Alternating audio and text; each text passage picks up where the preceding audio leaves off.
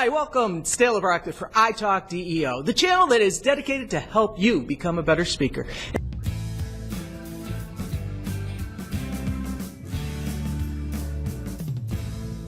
Today we have a special treat here. I have an improv master and also a Toastmaster who is a aficionado in public speaking, and he's going to be talking about how improv has helped us.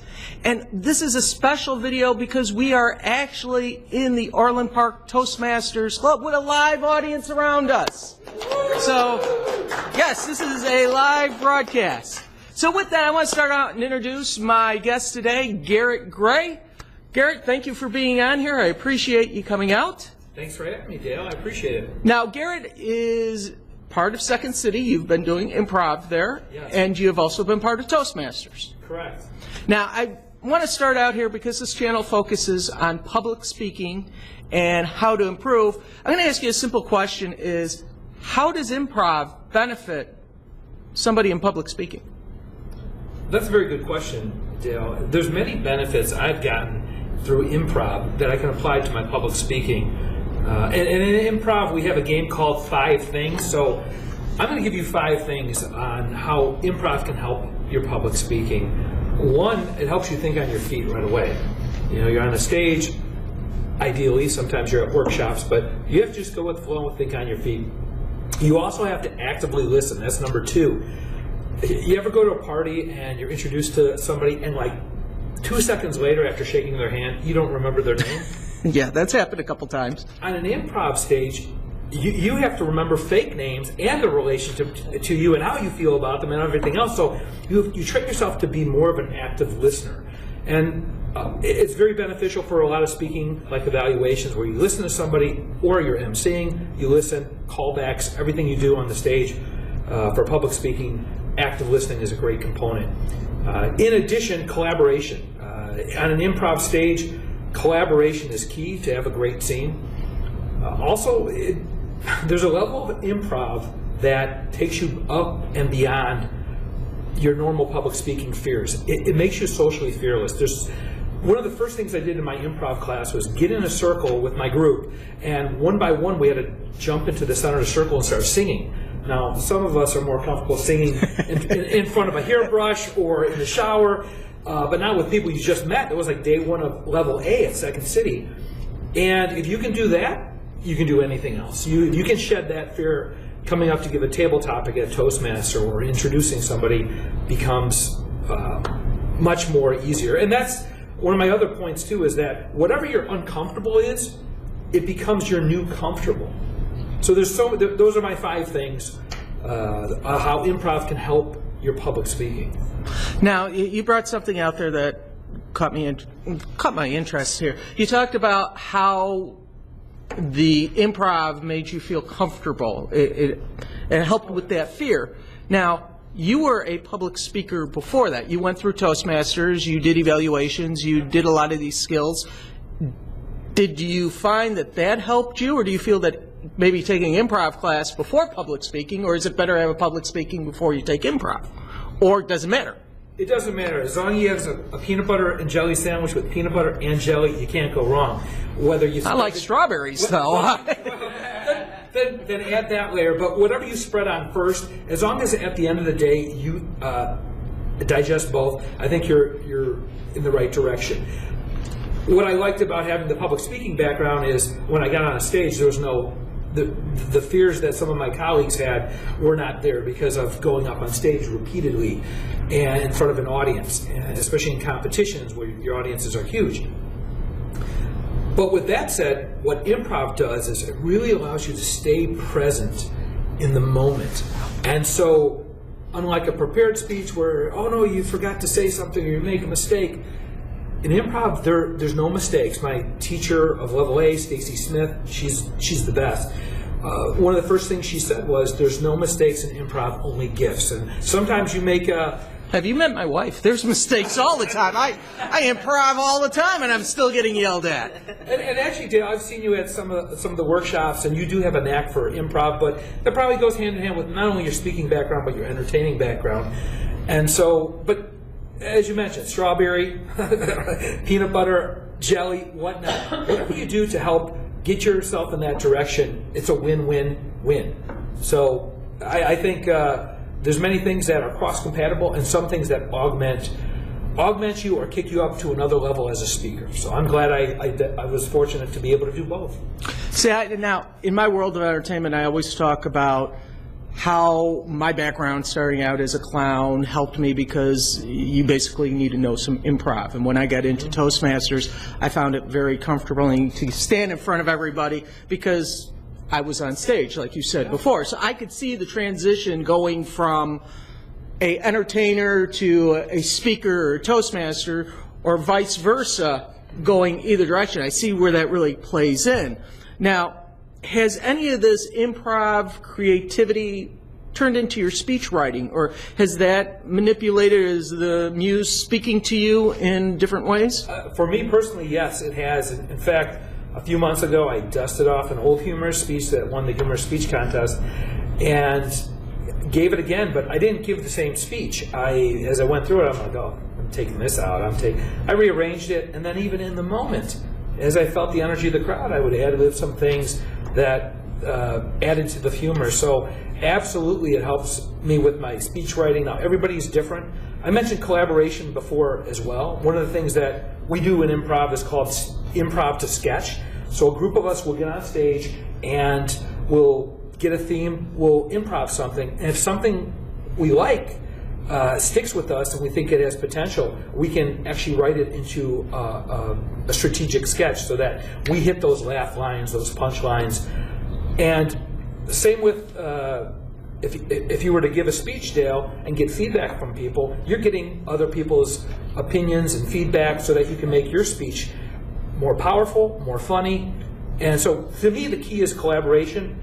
I always say the Beatles had more #1 hits as a band for about 10 years than they did as individual solo artists collectively for the remaining 40 years after they broke up. So that shows you the power of groupthink and getting collaborative ideas from your teammates. So getting feedback at Toastmasters, improving with your teammates to come up with a better joke, a better line, a better story structure.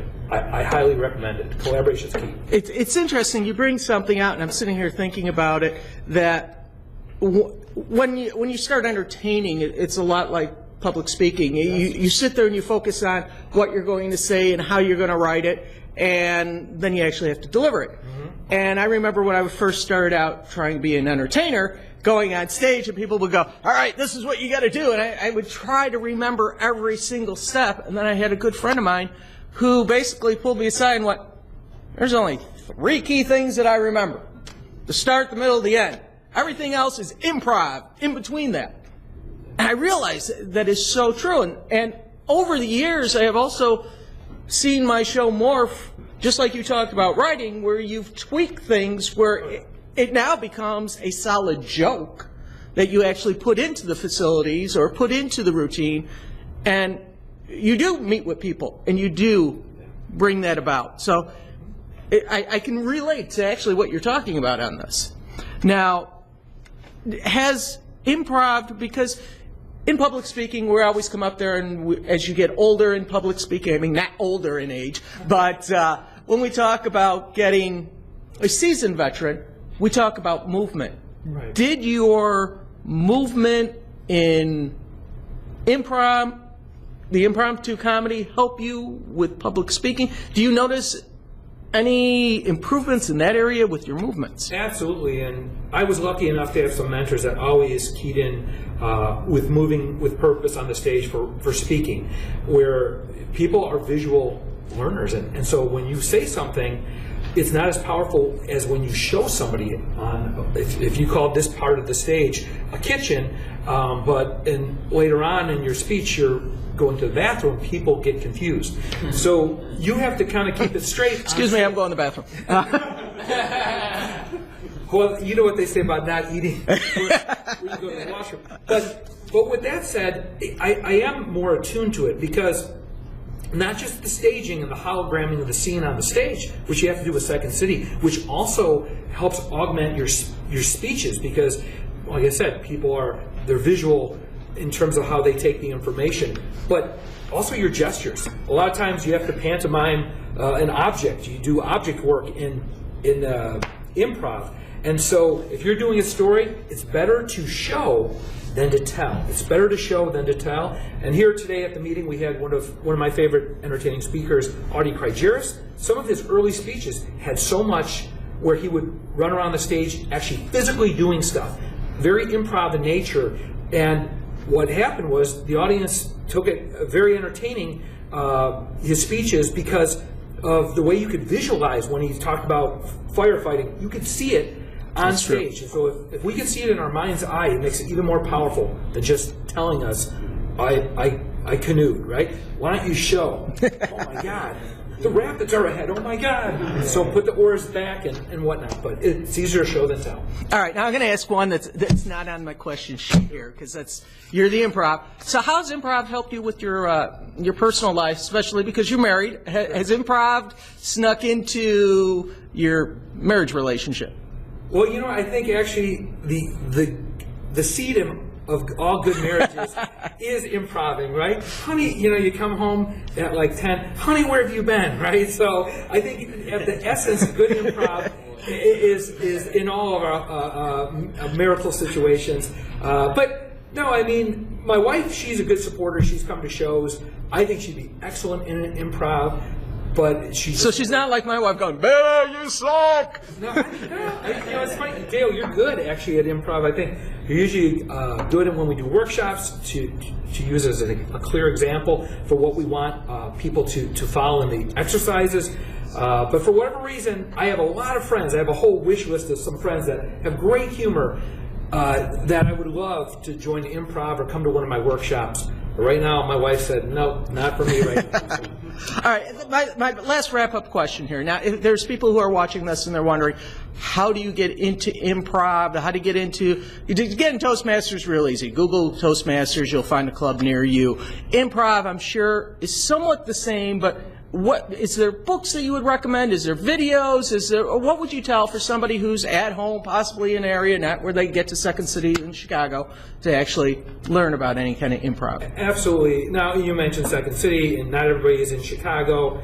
But if you are a native to Illinois, there are some training facilities I trained at. Laugh Out Loud in Schaumburg, Second City in Chicago, Comedy Sports in the city of Chicago. But there are books that you can get as well. One of my friends has written a book. He teaches out in Pennsylvania. I can't think of the title of this book right now. I think it's got improv in it, but his name's Matt Fotis. It's the best improv book I've come across. Shows all the games.